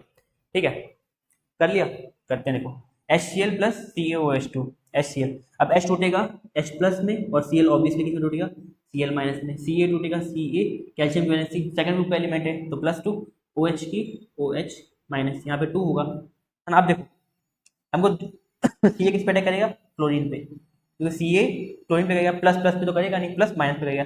अब कैल्शियम की वैलेंसी 2, क्लोरीन की वैलेंसी 1, कैल्शियम की वैलेंसी 2, क्लोरीन की वैलेंसी 1। ठीक है, क्या बनेगा Ca, देखो ये बन जाएगा Ca1 और Cl2, क्योंकि Cl की तरफ 2 जा रहा है तो बन जाएगा CaCl2 प्लस, तो कैल्शियम और क्लोरीन तो हो गया। अब यहाँ बात है H और 2H की, ठीक है, इन दोनों को बैलेंस करना है। अब देखो यहाँ पे हाइड्रोजन है ऑक्सीजन है, H का होता है 1, OH का होता है 1, तो इसी जगह इसी जगह, तो क्या बनेगा H2, मतलब बैलेंस तो है नहीं इक्वेशन, तो यहाँ पे देखो कितना है क्लोरीन 2 है, यहाँ कितना है 1 है, तो बैलेंस करना सीखा था हमने, तो यहाँ 2 डाल दिया तो ये हो गया 2HCl, यहाँ वाटर 2 हो गया, मतलब H2, यहाँ पे 2 हाइड्रोजन और 2 हाइड्रोजन, 4 हाइड्रोजन है, तो यहाँ बैलेंस करेंगे 2H2 डाल दिया। अब देखो 2HCl plus COH2 CaCl2 plus हो गया बैलेंस इक्वेशन। ठीक है, तो ऐसे हमको बनाना है, तो वो पता है एसिड, तो जब हम बेस से डालेंगे क्या मिलेगा सॉल्ट प्लस वाटर। देखो तो याद करने की जरूरत नहीं है, रिएक्शन में एसिड और बेसिस का नाम एग्जांपल एक याद रखो, अपने आप रिएक्शन बन जाएगी, बैलेंस करने का ट्रिक याद रखना है। ठीक है, तो नोट करना कर सकते हैं पहली रिएक्शन। अब दूसरी रिएक्शन देखते हैं। ठीक है, जैसे एसिड रिएक्शन दूसरी है एसिड विथ मेटल, तो एसिड मेटल के साथ कैसे रिएक्शन करते हैं, एसिड और मेटल कैसा रिएक्शन करते हैं, तो देखते हैं। एक एसिड का एग्जांपल याद रखना, एसिड प्लस मेटल, एक एग्जांपल याद रखना है। ठीक है, एसिड का एक एग्जांपल हो गया HCl। अब मेटल के कोई भी एग्जांपल ले लो, जैसे यहाँ पे कैल्शियम ही ले लो या मैग्नीशियम, Mg ले लेते हैं, Mg। देखो एसिड है और मेटल है, अब यहाँ पे टूटेगा H प्लस में और Cl माइनस में। ठीक है, मैग्नीशियम प्लस होता है, Mg प्लस होता है, मेटल है ना 2 प्लस, तो मैग्नीशियम किस पे अटैक करेगा क्लोरीन पे, ना कि हाइड्रोजन पे, तो प्लस प्लस पे नहीं करता, प्लस माइनस पे करता है, तो मैग्नीशियम किस पे करेगा क्लोरीन पे। तो अगर हम मैग्नीशियम को रिएक्शन कराएं क्लोरीन से, क्लोरीन की वैलेंसी 1, मैग्नीशियम की 2, तो इधर जाएगा तो क्या बनेगा MgCl2। अब हाइड्रोजन अकेला है तो हाइड्रोजन को भी बैलेंस करना पड़ेगा H। अब देखो यहाँ पे क्या है, हाइड्रोजन 1 है, यहाँ हाइड्रोजन 1 है, मैग्नीशियम यहाँ पे 1 है, क्लोरीन मगर चेंज हो गया, तो बैलेंस करने के लिए इक्वेशन को यहाँ पे 2 डाल दिया, क्लोरीन 2 गया मगर हाइड्रोजन भी 2 गया, यहाँ पे हम डाल दिया H2। ठीक है, तो क्या बन गया 2HCl plus Mg is equal to MgCl2 plus H2। तो एसिड प्लस मेटल क्या देते हैं, ये है salt plus H2 hydrogen gas. तो क्या प्रोड्यूस करते हैं, हाइड्रोजन गैस। तो हम लिख सकते हैं acid on reacting with metal produces salt with hydrogen gas. अब कभी तक क्वेश्चन पूछ लेता है, जैसे एक एग्जांपल में क्वेश्चन ले रहे हैं, ईयर याद नहीं कौन सी ईयर में आया था, मगर क्वेश्चन आया था कि कोई एलिमेंट है या एसिड है ना, वो किसी मेटल से रिएक्ट कर रहे हैं, ठीक है, एसिड और मेटल का रिएक्शन को बैलेंस करना था और बताना था उसमें से जो गैस रिलीज हो रही है उस गैस का नाम क्या है और वो गैस को हम डिटेक्ट कैसे करते हैं। तो क्वेश्चन में कभी तक पूछ लेता है कि जो गैस रिलीज हो रही है उसको हम डिटेक्ट कैसे करते हैं। डिटेक्ट मतलब कि उसको हम पहचानते कैसे हैं, जानते कैसे ये कौन सी गैस है। तो मेथड जो होता है डिटेक्ट करने का वो हम कैसे करते हैं, देखो ये हाइड्रोजन गैस है, हमने एसिड लिया, ये एसिड है, मान लो ये एसिड है, इसमें हमने सोडियम डाल दिया मेटल या मैग्नीशियम डाल दिया, तो इसमें क्या होगा, इसमें से हाइड्रोजन गैस रिलीज होगी। अब उस हाइड्रोजन गैस को अगर हम, हाइड्रोजन गैस रिलीज हो रही है ऐसे, उस हाइड्रोजन गैस को अगर हम फ्लेम के पास लेके आएंगे, फ्लेम मतलब जैसे मोमबत्ती, लाइटर कुछ भी लेके आएंगे, माचिस, तो क्या करेगा वो पॉप अप साउंड से फूटेगी, जैसे मतलब छोटे छोटे पटाखे नहीं फूटते ऐसे पॉप अप साउंड से वैसे फूटेगी। तो कैसे डिटेक्ट करते हैं गैस को, कौन सी गैस रिलीज हो रही है, बाय हाइड्रोजन गैस को कैसे डिटेक्ट करते हैं, by taking it via flame, उसको हम फ्लेम के पास ले जाते हैं, it produces pop up sound while bursting. Bursting मतलब फटना, तो फटती रहती है ना, तो कैसे साउंड प्रोड्यूस करती है, पॉप अप साउंड, ठीक है। तो यहाँ पे क्वेश्चन ये बन सकता है कि जो गैस रिलीज हो रही है इसको हम डिटेक्ट कैसे करते हैं, यानी इसको हम पहचानते कैसे, इसको हम जानते कैसे कि कौन सी गैस है, ठीक है। तो ऐसे ही आ सकता है रिएक्शन, जैसे लेट्स से एक एग्जाम क्वेश्चन ले लेते हैं कि right reaction of sulphuric acid with aluminum and state the gas released। जैसे मान लो क्वेश्चन है एग्जाम में, कैसे करोगे, तो रिएक्शन लिखनी सल्फ्यूरिक एसिड में, सल्फ्यूरिक एसिड क्या होता है H2SO4, ठीक है, सल्फ्यूरिक एसिड लिख दिया। अब इसको हम किसे करेंगे, एल्यूमिनियम से रिएक्ट कराएंगे, तो ये हमने एल्यूमिनियम से रिएक्ट करा दिया। अब इसको बैलेंस करो, कैसे होगा, है ना कैसे बैलेंस होगी, तो ये तो आता है ना बैलेंस करना, भी थोड़ी देर पहले हमने किया है, ट्राई करो, वीडियो पॉज करो, एक बार ट्राई करो, ठीक है, 1 मिनट लो, 2 मिनट लो, जितना लो ट्राई करो, धीरे धीरे ट्राई करते रहोगे तो साथ साथ में चीजें सीखते रहोगे, ठीक है। तो यहाँ पे कैसे बैलेंस करेंगे, एल्यूमिनियम की वैलेंसी, एल्यूमिनियम की वैलेंसी होती है 3, एल्यूमिनियम की वैलेंसी 3, और कौन है, सल्फेट है SO4 कितनी होती है 2, ठीक है। नेगेटिव पॉजिटिव बता रहे हैं कि चार्जेस कैसा होता है, हमें पता है एल्यूमिनियम हाइड्रोजन पे अटैक करेगा नहीं, क्योंकि हाइड्रोजन प्लस चार्ज का है, नेगेटिव कौन है, सल्फेट, तो एल्यूमिनियम प्लस मेटल प्लस होते हैं, तो मेटल किस पे अटैक करेगा, सल्फेट पे, तो यहाँ पे क्या बन जाएगा, देखो Al2SO4 थ्राइस बनेगा, Al2SO4, अब देखो ये पूरा SO4 पे जा रहा है 3, तो SO4 को हमको ब्रैकेट में रखना पड़ेगा, SO4 3 लिख देंगे, ठीक है, तो थ्राइस प्लस, अब यहाँ पे क्या रिलीज होगी, H2 गैस, बैलेंस कर लो इक्वेशन, यहाँ पे कितने एल्यूमिनियम है 2, तो 2 एल्यूमिनियम हो गए, सल्फेट कितने 3, सामने दे 3, ठीक है, सल्फेट बैलेंस हो गया, एल्यूमिनियम बैलेंस हो गया, हाइड्रोजन यहाँ पे कितने हो गए 6 हाइड्रोजन रिलीज हो गए, तो हमको 3 हाइड्रोजन लगाना पड़ेगा, यानी कौन सी गैस रिलीज हो रही है यहाँ से, हाइड्रोजन गैस। तो यहाँ पे लिख सकते हैं राइट द रिएक्शन, ये रिएक्शन हो गया, स्टेट द गैस रिलीज, कौन सी गैस रिलीज हो रही है, हाइड्रोजन। पूछता डिटेक्ट कैसे करते हैं, तो bye taking it via flame, flame के पास ले जाएंगे तो वो बस्ट करेगा पॉप अप साउंड के साथ, ठीक है। तो ये रिएक्शन है एसिड का मेटल के साथ, लिख लें चाहे तो। इसके बाद जो अगली रिएक्शन है वो है बेसिस विथ मेटल, और ये रिएक्शन बहुत इंपॉर्टेंट नहीं है, क्यों, इसके पीछे जो रीज़न है, ये रिएक्शन बहुत ज़्यादा एग्जाम में पूछी भी नहीं आती है, बहुत इंपॉर्टेंट नहीं है, इसलिए क्योंकि बेसिस जो होते हैं, सारे बेसिस जो हैं वो मेटल के साथ रिएक्ट नहीं करते, या हम बोले सारे मेटल बेसिस के साथ रिएक्ट नहीं करते, ठीक है, क्योंकि मेटल से जो मोस्ट रिएक्टिव एलिमेंट है वो लेस को डिस्प्लेस करता है, बस रिएक्शन ज़्यादा होती नहीं। तो ये हम आगे 4th चैप्टर में और डिटेल में पढ़ेंगे मेटल्स के बारे में, जब हम देखेंगे। सो बहुत कम ही बेसिस हैं जो मेटल के साथ रिएक्ट करते हैं, या बहुत कम ही मेटल हैं जो बेसिस के साथ रिएक्ट करते हैं। तो एक दो एग्जाम्पल याद रखना है बस, जैसे अगर हम बात करें बेस NaOH प्लस जिंक, ठीक है, तो ये बनाता है Na2Zn O2, ठीक है, और रिलीज करेगा हाइड्रोजन गैस। अगर बैलेंस करना चाहें तो कर सकते हैं, तो ठीक है बैलेंस हो गया। तो यानी जो मेटल्स है, जब हम सॉरी बेसिस जो है, बेसिस को जब हम मेटल के साथ रिएक्ट कराते हैं तो क्या देता है, सॉल्ट प्लस हाइड्रोजन गैस, ठीक है, सॉल्ट प्लस हाइड्रोजन गैस। ये रिएक्शन बहुत ज़्यादा होती नहीं है, जैसे हम बोलें सारे एसिड को सारे बेसिस में डालेंगे तो रिएक्शन होगी, मगर यहाँ पे ऐसा नहीं होता है। यहाँ पे बहुत बहुत बहुत लेसी ऐसे बेसिस हैं जो रिएक्शन करते हैं, इसलिए एक दो रिएक्शन आपको देखने को मिलेगी, बहुत ज़्यादा नहीं मिलेगी। इसलिए हम लिखते हैं basis on reacting with metal produce, क्या प्रोड्यूस करते हैं, सॉल्ट एंड हाइड्रोजन गैस। तो याद रखना हाइड्रोजन गैस को कैसे डिटेक्ट करते थे, बाय बर्निंग इट, जो कि पॉप साउंड प्रोड्यूस करेगा। यानी उसको हम फ्लेम के सामने ले जाएंगे, कैंडल के सामने ले जाएंगे तो कैसा बस करेगा, पॉप अप साउंड के साथ, ठीक है। तो मेथड वही सेम रहेगा। इसका जो चौथी रिएक्शन है वो है एसिड, इसको थोड़ा सा ऊपर कर देते हैं, चौथी रिएक्शन यहाँ लिख देते हैं, बेस प्लस मेटल देते हैं सॉल्ट प्लस हाइड्रोजन गैस। इससे जो अगली रिएक्शन है वो इंपॉर्टेंट है, एसिड विथ मेटल ऑक्साइड, यानी मेटल ऑक्साइड के साथ एसिड कैसे रिएक्ट करते हैं, ठीक है। सो अगर हम देखें कोई एग्जांपल लेके, कोई एसिड जैसे HCl, इसको हम करा रहे हैं मेटल ऑक्साइड, मेटल ऑक्साइड जैसे CaO, मेटल है और ऑक्सीजन यानी मेटल ऑक्साइड, क्या देगा, बैलेंस करना तो आती है, Ca की वैलेंसी 2, ये अटैक करेगा Cl पे क्योंकि मेटल प्लस होता है, नेगेटिव पे अटैक करेगा तो बना लेगा CaCl2 प्लस, यहाँ बचा O और हाइड्रोजन, बैलेंस करने के लिए क्लोरीन यहाँ 2 डाला 2H, तो ये बन जाएगा H2, है ना। बैलेंस करना तो आती है और रिएक्शन करना भी सीख लिया है, तो इसको फॉलो करना, स्टेप देखना, चेक करना सही है कि नहीं है, ठीक है।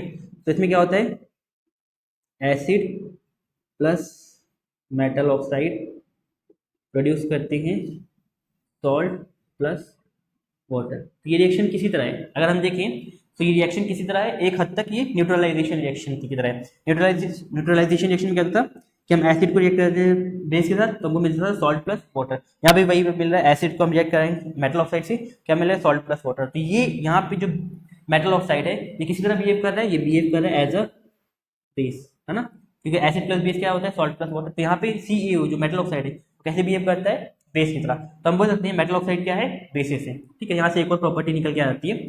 तो एसिड विथ मेटल ऑक्साइड क्या होता है, on reacting with metal oxide acid produce salt and water, assembly neutralisation reaction. Neutralisation reaction की तरह यहाँ पे सेम प्रोसेस होता है, ठीक है। एक और रिएक्शन अगर हम ट्राई करें, लेट्स से कोई acid HNO3 plus metal oxide aluminium oxide, Al2O3 होता है, मगर छोड़ो Al2O3 तो टफ हो जाएगा, कोई नहीं देते, जैसे सोडियम हाइड्रोक्साइड Na2 सोडियम की वैलेंसी 1, ऑक्सीजन की 2, तो बन जाएगा Na2O, सो Na2। अब ये बताइएगा क्या रिएक्शन होगी, तो ये आपके लिए एक करके देखिए क्या आएगा आंसर, मैच करना, ऑनलाइन जाके इसको देखना, ठीक है। तो आगे बढ़ते हैं फिर। इसके बाद अगली रिएक्शन है acid with metal carbonate and bicarbonate. So carbonate होता है CO3 और बाइकार्बोनेट होता है HCO3। कार्बोनेट होता है CO3 और बाइकार्बोनेट होता है HCO3, ठीक है। सो जैसे देखें, ये पहले रिएक्शन देख लें, फिर अपने आप डेफिनेशन तो बनी जाएगी। कोई एसिड जैसे HCl रिएक्ट कर रहे हैं मेटल कार्बोनेट जैसे CaCO3, मेटल कार्बोनेट, कार्बोनेट की वैलेंसी कितनी होती है 2, तो कार्बोनेट की 2 है, कैल्शियम की 2। तो अगर हम कुछ बैलेंस करना चाहें, देखो कैल्शियम और कार्बोनेट दो दो तो ये जाएगा कट जाएगा, वन वन आ जाएगा, तो CaCO3 बन जाएगा। ठीक है, कैसी रिएक्शन होगी, HCl, कैल्शियम अटैक करेगा क्लोरीन पे, ये बनाएगा CaCl2, और यहाँ पे निकलेगा H और O। देखो H हाइड्रोजन किसको अटैक करेगा, ऑक्सीजन को, ये बनाएगा H2। ठीक है, और यहाँ पे क्या निकलेगा, देखो ये कैल्शियम अलग हो गया, ऑक्सीजन अलग हो गया, यहाँ क्या बचेगा CO2। देखो कैल्शियम अलग हो गया, ऑक्सीजन से निकल गया, क्या बचा CO2, तो ये CO2 यहाँ पे निकल के अलग चले जाएगी। ठीक है, से हो गया एसिड प्लस। बैलेंस करना चाहे तो बैलेंस कर सकते हैं रिएक्शन को, कैल्शियम एक है, कार्बन डाइऑक्साइड एक है, वाटर एक है, हाइड्रोजन दो है और क्लोरीन दो है, यहाँ पे दो लगा देंगे तो बैलेंस होगी। तो हम लिख सकते हैं acid on reacting with metal carbonate produce, क्या देते हैं ये प्रोड्यूस कर रहे हैं salt, water and carbon dioxide CO2। ठीक है, अब फिर वही क्वेश्चन आता है, यहाँ पे भी कार्बन डाइऑक्साइड गैस है ना, यहाँ हाइड्रोजन तो रिलीज हो नहीं रही, कार्बन डाइऑक्साइड हो रही है, तो कैसे पता चलेगा कि कौन सी गैस रिलीज हो रही है। तो एक चीज याद रखना है कि जो कार्बन डाइऑक्साइड गैस रिलीज होती है उसको अगर हम लाइम वाटर से पास कराएं, लाइम वाटर यानी चूना पानी, चूना होता है ना, जो व्हाइट वॉशिंग के लिए यूज होता है, लाइम वाटर, उसे हम पास कराएंगे, अगर हम ऐसे पाइप डाल के पास कराएंगे CO2 को, तो क्या होता है, ये लाइम वाटर को कर देता है मिल्की, रिटर्न कर देता है लाइम वाटर को मिल्की। पहले लाइम वाटर कैसा होता है ट्रांसपेरेंट टाइप का होता है हल्का सा, तो जब उसमें से हम कार्बन डाइऑक्साइड पास करेंगे रेगुलरली तो वो दूध की तरह हो जाएगा, यानी मिल्की हो जाएगा, एकदम सफेद कलर का हो जाएगा। ठीक है, तो कैसे डिटेक्ट करते हैं, डिटेक्ट कैसे करते हैं, कौन सी गैस निकली, कार्बन डाइऑक्साइड को डिटेक्ट करने के लिए क्या करते हैं, पास इट थ्रू, यानी जो गैस रिलीज हो रही है उसको पास कराना है लाइम वाटर, है ना, और इट टर्न्स, और लाइम वाटर क्या हो जाएगा, मिल्की बन जाएगा, ये दूध की तरह हो जाएगा। ठीक है, तो यहाँ पे हम रिएक्शन लिखते हैं एसिड प्लस मेटल कार्बोनेट, क्या देते हैं salt plus water plus carbon dioxide. ठीक है, salt plus water plus carbon dioxide. इसके बाद फिर अगला है बाइकार्बोनेट के साथ, कार्बोनेट के साथ तो देख लिया, अब बाइकार्बोनेट के साथ जैसे देखते हैं, कोई रिएक्शन लिख के पहले एग्जांपल देखते हैं। एग्जांपल है जैसे मेटल और एसिड HCl, ठीक है, और बाइकार्बोनेट जैसे NaHCO3, है ना, सोडियम हाइड्रोजन कार्बोनेट या तो सोडियम बाइकार्बोनेट। यहाँ क्या होगा, यहाँ Na और Cl, Na की वैलेंसी 1, Cl के 1, ये बनेगा NaCl, Na और Cl तो निकल गया, हाइड्रोजन और दो हाइड्रोजन और एक ऑक्सीजन क्या बना लेगा, वाटर प्लस CO2, इसमें भी निकलेगी। तो सेम वही चीज रिएक्शन है, एकदम सेम रिएक्शन, तो वही रिएक्शन में डेफिनेशन वही हो जाएगी, बस क्या होगा एसिड प्लस मेटल बाइकार्बोनेट या तो मेटल हाइड्रोजन कार्बोनेट, इसको दोनों बोलते हैं, मेटल बाइकार्बोनेट भी बोलते हैं, मेटल हाइड्रोजन कार्बोनेट भी बोलते हैं। ठीक है, प्रोड्यूस क्या देते हैं salt plus water plus CO। ठीक है, तो ये रिएक्शन डेफिनेशन वही सेम रहेगी जो यहाँ पे थी, यहाँ पे थी। एक क्वेश्चन है, ट्राई करो इसको, let's say nitric acid plus aluminium, या तो एल्युमिनियम ज़्यादा हो जाएगा, मैग्नीशियम कार्बोनेट, देखो क्या प्रोड्यूस हो रहा है, बैलेंस कर पा रहे हो कि नहीं कर पा रहे, चेक करना ये करके अभी। ठीक है, सो बस इसी के साथ रिएक्शन खत्म हो गई यहीं पे सारी। ठीक है, अब रिएक्शन खत्म हुई, अब हम लोग आगे देखेंगे कैसे हम पहचानते हैं एसिड और बेसिस को। इसके बाद जो अगली हेडिंग है वो है इंडिकेटर्स। क्या होते हैं इंडिकेटर्स, अब देखो जैसे कि हमने बताया था एसिड या बेसिस को हम टेस्ट तो करके बता सकते हैं कि वो एसिडिक है या बेसिक है, मगर टेस्ट करने के बाद जिंदा रहे ना रहे ये बता पाना मुश्किल है ना। तो एसिड या बेसिस क्या होते हैं, ये बहुत खतरनाक होते हैं, डेडली होते हैं, केमिकल से, है ना, कंजम्पशन इनका डेडली भी हो सकता है। तो इस उससे बचने के लिए, है ना, हमने डेवलप किया है पेपर टाइप का स्टेप, या तो पीएच पेपर या तो जो नेचुरल सब्सटेंस है उनकी हेल्प से हम बताते हैं कि ये एसिडिक है या बेसिक है। तो इंडिकेटर्स क्या होते हैं, these are substances that detect the nature of chemical, वो केमिकल कैसा है, एसिडिक बेसिक या तो कुछ और। तो देखो, अगर हम पहले बात करें तो पहला आता है ऑल फैक्ट्री इंडिकेटर्स। इन्हीं का टाइप से इंडिकेटर्स बहुत तरीके के होते हैं। पहला ऑल फैक्ट्री इंडिकेटर्स, है ना। ये क्या होते हैं, कुछ चीज़ें होती है जैसे लहसुन है, प्याज है, वनीला है ना। इन सबको अगर हम डालते हैं एसिड में तो इनकी स्मेल रहती है, यानी अगर हम इसको डालेंगे एसिड में उसका स्मेल करेंगे कुछ टाइम बाद तो उनकी ऑनियन की स्मेल या तो वनीला की स्मेल वैसी आएगी। मगर इसको हम बेसिस में डाल देंगे तो क्या होगा, उसकी स्मेल चली जाएगी, तो ये स्मेल लूज कर देते हैं। तो इंडिकेटर्स क्या है, substance that detect nature of acid and bases by smelling them। जब हम उनको स्मेल करते हैं, है ना, जैसे substance that detect nature of acid and bases by smelling them after treating with acid और बेस। एसिड और बेस में डालने के बाद अगर उनको स्मेल करेंगे तो क्या होगा, अगर उनकी स्मेल रहेगी या जाएगी इस बेसिस में बता सकते हैं कि वो एसिड है या बेसिस है। यानी देखो ये सब्सटेंस कैसे होते हैं, ये सब्सटेंस ऐसे होती हैं कि उनको अगर हम एसिड या बेसिस में डाल के स्मेल करें और उनकी स्मेल चली जाएगी या तो रहेगी, उस बेसिस में हम बता सकते हैं कि वो एसिड है या बेसिस है। जैसे एग्जाम्पल लेते हैं, एग्जाम्पल ऑनियन है।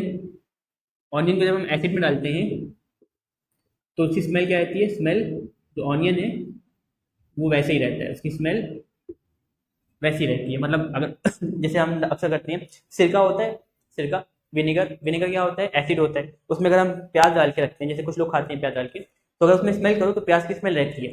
वैसे मिल्क क्या है, मिल्क बेस है। अगर दूध में हम प्याज डाल के रख दें कुछ टाइम के लिए तो प्याज की स्मेल चली जाएगी, तो हमको पता चल जाता है कि कौन एसिड है कौन बेसिस है। जैसे अगर हम वही ऑनियन को अगर हम बेस में डालें जैसे मिल्क, तो उसकी क्या हो जाएगी, स्मेल वैनिश, स्मेल चली जाएगी ऑनियन की। यही सेम चीज़ होता है वैनिला के साथ, वैनिला के साथ भी यही सेम चीज़ होता है।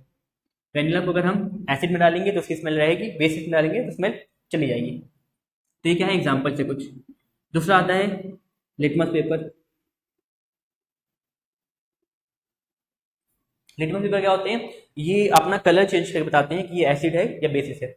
लिटमस जो होता है ये बनता कैसे, these are prepared by wood cellulose. Wood cellulose जो होता है, वुड का जो फाइबर होता है, लकड़ी का छाल, है ना, उससे हम इसको बनाते हैं। इसमें क्या प्रॉपर्टी होती है, दे चेंजेस कलर, वो अपना कलर चेंज कर लेते हैं ऑन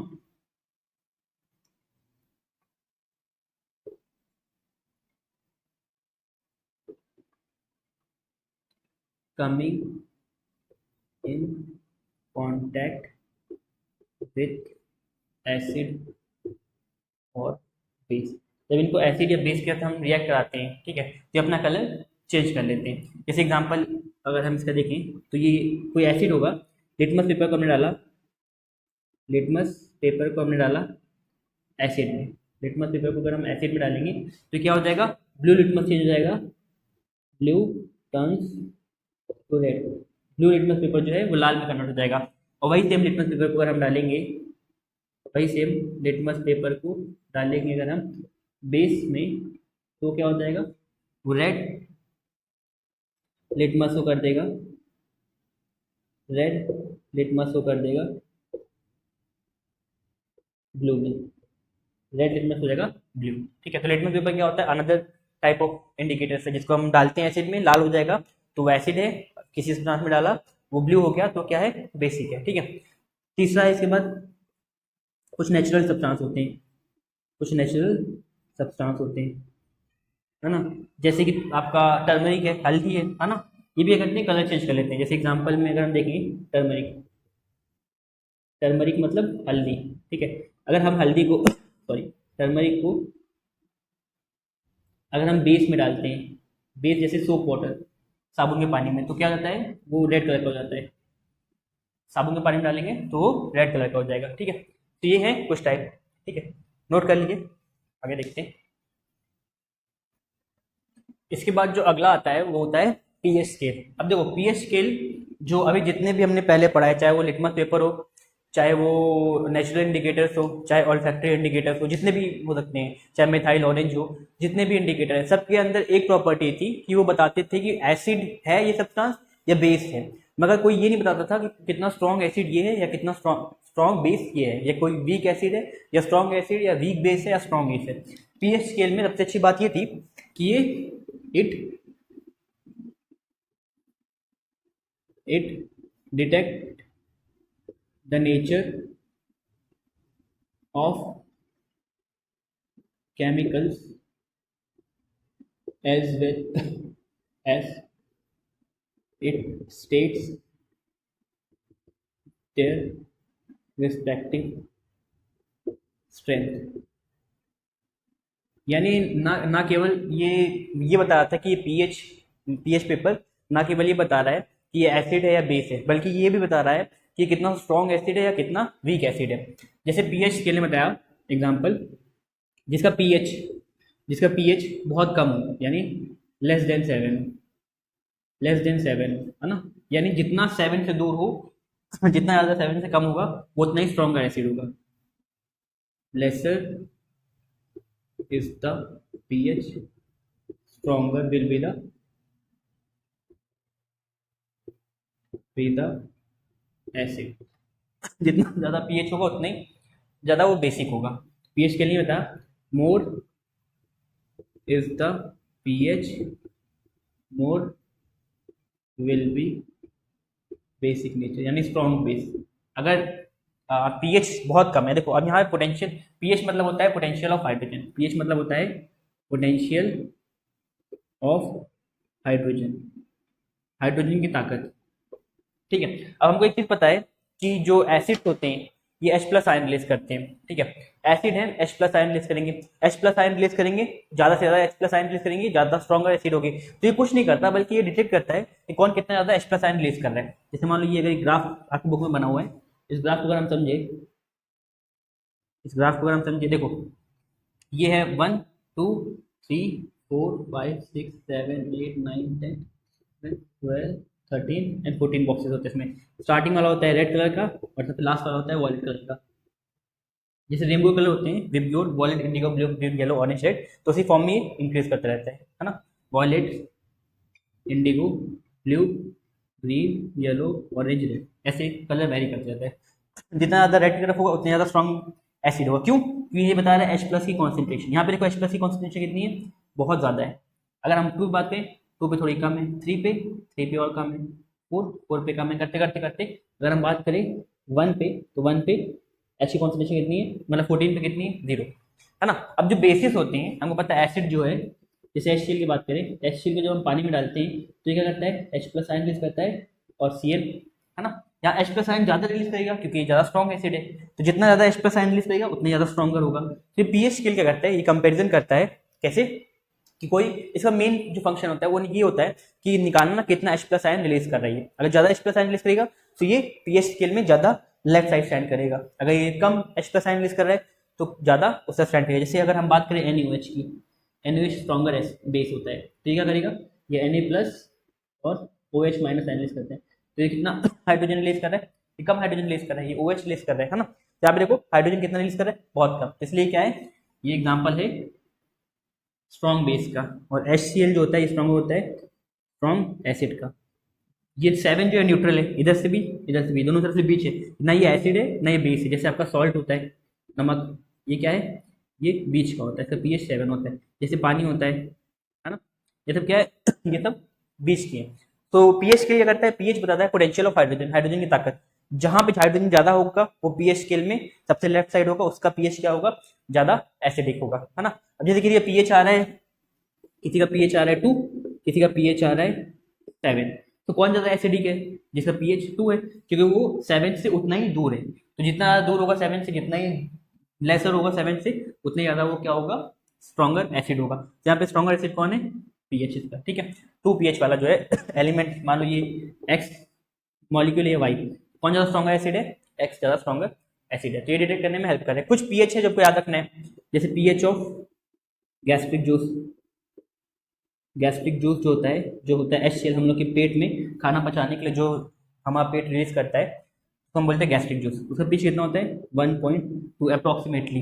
हमारे ब्लड का पीएच कितना होता है, हमारे ब्लड का पीएच होता है 7 to 7.8। तो ऐसे पीएच होता है। वाटर का कितना होता है, वाटर का होता है 7। तो कुछ पीएच है जो आपको याद रखने, आपको बुक में दिया है, लिस्टेड है, अगर आप चाहें तो पढ़ सकते हैं। तो पीएच के काम क्या होता है, बेसिकली पीएच का मेन जो काम होता है वो डिटेक्ट करना और साथ साथ में स्ट्रेंथ बताना, ये स्ट्रेंथ बताता है ना। तो इसलिए क्या है, ये सबसे बेस्ट इंडिकेटर है, इसको हम यूनिवर्सल इंडिकेटर भी बोलते हैं।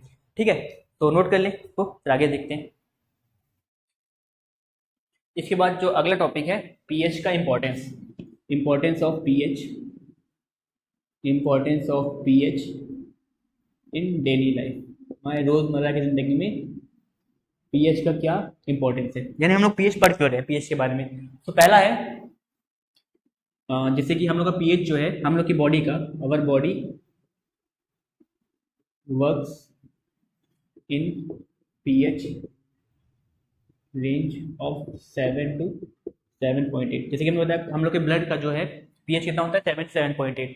तो मान लो कभी ऐसा कुछ हो जाए कि आपकी बॉडी में पीएच जो है वो काफ़ी चेंज हो जाए, पीएच लेवल चेंज हो जाए बॉडी में, अगर कुछ ऐसी चीज़ हमने, जैसे मान लो एग्जांपल के लिए हम लोग को ग्लूकोज चढ़ना है, ठीक है, और हमको पता नहीं है कि हमारी बॉडी का पीएच कितना मेंटेन करना है, और ग्लूकोज थोड़ा एसिडिक नेचर का है, तो हमारे ब्लड में जाएगा, हमारे ब्लड में जब एसिड जाएगा, एसिडिक नेचर का ग्लूकोज है ना, तो क्या होगा, एग्जाम्पल लेने ऐसे जस्ट समझाने के लिए, तो क्या होगा, पीएच हमारा फॉल करेगा 7 से कम, और जब हमारा पीएच फॉल करेगा तो हमारी बॉडी का फंक्शन पूरा बिगड़ जाएगा। तो ऐसे में क्या है, वैसे में हम लोग की बॉडी फंक्शन करना रुक सकता है हमारी बॉडी का, और उससे क्या है हमारी जान को भी खतरा हो सकता है। तो इसलिए पीएच को समझना बहुत जरूरी है। हमारी दवाइयों का, चाहे हमारे इंजेक्शन जितनी भी होती है, सीरम्स जो होती है हम लोग बॉडी में जानी चाहिए, उसको समझना बहुत जरूरी है कि उसका पीएच मेंटेन करना बहुत ज़्यादा जरूरी है। दूसरा, our body can survive very narrow range of pH change. हम लोग की बॉडी है वो क्या बोलते हैं, बहुत ज़्यादा पीएच चेंज हो जाएगा अचानक से। जैसे एग्जाम्पल बताया, अगर हमने एसिडिक मीडियम को, अपने एसिडिक कोई भी मेडिसिन को हमने बॉडी में इंजेक्ट कर लिया, तो क्या होगा, तब उससे क्या होगा कि हमारी बॉडी में सडनली पीएच ड्रॉप हो जाएगा, पीएच इंक्रीज हो जाएगा। तो ऐसे में पीएच चेंज बहुत अचानक से हुआ तो वैसे केस में हम लोग की डेथ भी हो सकती है, इसलिए इसको समझना बहुत जरूरी है। तीसरी चीज, our tooth decay in pH range of 2 to 1 to 5.5। अगर हम पीएच रेंज की बात कर रहे हैं तो 5.5 से कम वाली, अगर हम कोई भी चीज़ को कंज्यूम कर रहे हैं, ठीक है, तो हमारा टूथ, अगर हमारे दांत जो है उसमें अगर पीएच रहता है हमारे माउथ का, अगर वो 5.5 से कम है, तो वैसे में हमारे दांत जो होते हैं उसके ऊपर एक बैक्टीरिया होता है जो क्या करता है, एसिड को प्रोड्यूस करता है, खाने को काट के एसिड को प्रोड्यूस करता है, खाने को डाइजेस्ट करके, ठीक है। तो वैसे में हमारे दांत सड़ने के चांसेस ज़्यादा होते हैं। और उस केस में जो जैसे कंपनियां हैं, जैसे टूथपेस्ट जो बनाती है, टूथपेस्ट मैन्युफैक्चरिंग कंपनियां, तो वो क्या करती हैं, वो पीएच जो होता है वो बेसिक पीएच मेंटेन करती है टूथपेस्ट का, जिससे कि हम ब्रश करते हैं तो हमारा पीएच जो है दांत का बैलेंस हो जाता है। तो ये किसी वजह से हो रहा है, बिकॉज हम लोग को पीएच की नॉलेज है, तो पीएच की नॉलेज होना बहुत जरूरी है। इसकी और भी फंक्शन होते हैं, जैसे our farming soil works in the pH range of 6.5 to 7.5, यानी जो सॉइल की फर्टिलिटी है ना, या सॉइल जो हेल्दी सॉइल बोलते हैं, हेल्दी सॉइल कौन सी होती है, जिसका पीएच होता है 6.5 से 7.5।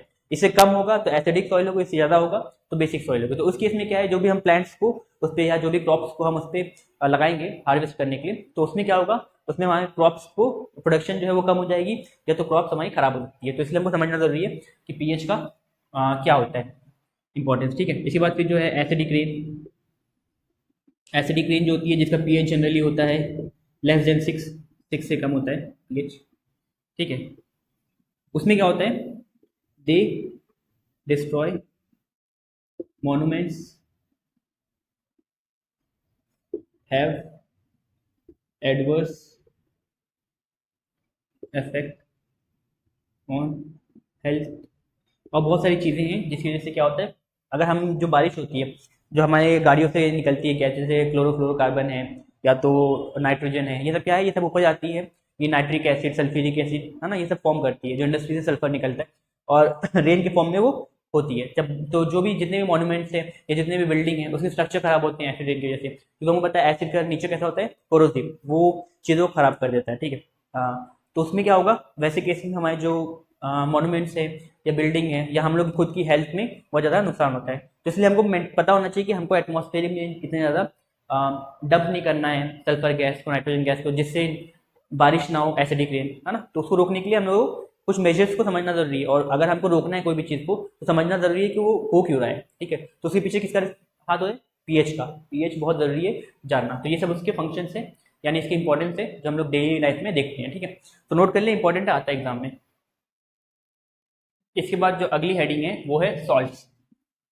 लास्ट टॉपिक है सॉल्ट। सॉल्ट पढ़ के खत्म कर सकते हैं, क्योंकि एसिड हमने समझ लिया, बेस समझ लिया, अब लास्ट टॉपिक है सॉल्ट। तो सॉल्ट्स क्या है, these are produce by neutralisation reaction. हमने देखा था ना, जब भी हम न्यूट्रलाइजेशन रिएक्शन कर रहे थे तो हमको क्या मिल रहा था, सॉल्ट प्लस वाटर, तो वहाँ पे सॉल्ट मिलता है। ठीक है, सॉल्ट कैसे बनाते हैं, न्यूट्रलाइजेशन रिएक्शन से। हम लोग को बेसिकली क्लास 10 में 5 सॉल्ट पढ़ने हैं। जैसे आपका कॉमन सॉल्ट हो गया, इसके बाद से क्या बोलते हैं, प्लास्टर ऑफ पेरिस हो गया, कैल्शियम ऑक्सीक्लोराइड, बेकिंग सोडा, है ना। तो ये सब हमको पढ़ना है। ठीक है, तो पहले स्टार्ट करते हैं common salt. 5 type of salt हमको पढ़ना जरूरी है, जिसमें पहला सॉल्ट है कॉमन सॉल्ट। ठीक है, कॉमन सॉल्ट क्या होता है, कॉमन सॉल्ट जो हम लोग नमक खाते हैं घर में, है ना, जो नमक हम लोग कंज्यूम करते हैं वो क्या होता है, कॉमन सॉल्ट, जिसका केमिकल फॉर्मूला होता है NaCl, सोडियम क्लोराइड बोलते हैं इसको। ठीक है, अब ये बनता कैसे, दीज आर प्रोड्यूस, इसको हम बनाते हैं by evaporation of sea water. समुद्र में जो हम लोग की रिवर्स जाती है, और रिवर्स जो है साथ में रॉक बेड से नमक लेके जाती है। ठीक है, नमक जो आता है रिवर्स लेके जाती है, ओशन में डंप करती है, फिर ओशन और सी में वो पानी को हम इवोपरेट करते हैं, जिससे हमको क्या मिलता है, नमक से। जो जनरल मेथड है, जो प्रैक्टिकल मेथड है ना, ये कौन सा मेथड है, प्रैक्टिकल मेथड है, जिससे हम बनाते हैं। अगर हम बात करें लैब में, तो लैब में कैसे बनता है, हम लैब में हम इसको बनाते हैं bye reacting HCl with NaOH, है ना। तो क्या मिलता है हमको, NaCl प्लस H2। तो दोनों मेथड लैब में हम बनाते हैं HCl और NaOH को रिएक्ट करा के, और ऐसे जनरली हमको कहाँ से मिलता है, ये हमको मिलता है इवापोरेशन से। ठीक है, सो देखो अब हम इससे क्या प्रोड्यूस करते हैं, इससे हम लोग कॉमन सॉल्ट की हेल्प से भी प्रोड्यूस, क्या क्या प्रोड्यूस करते हैं, कॉस्टिक सोडा, है ना। इसके बाद फिर hydrogen gas, chlorine gas, by electrolysis of, electrolysis हमने पढ़ा था चैप्टर 1 में, क्या होता है इलेक्ट्रोलिसिस, जहाँ पे हम इलेक्ट्रिसिटी का यूज करके रिएक्शन कराते हैं। ठीक है, we produce NaOH H2 Cl2 by electrolysis of brine solution.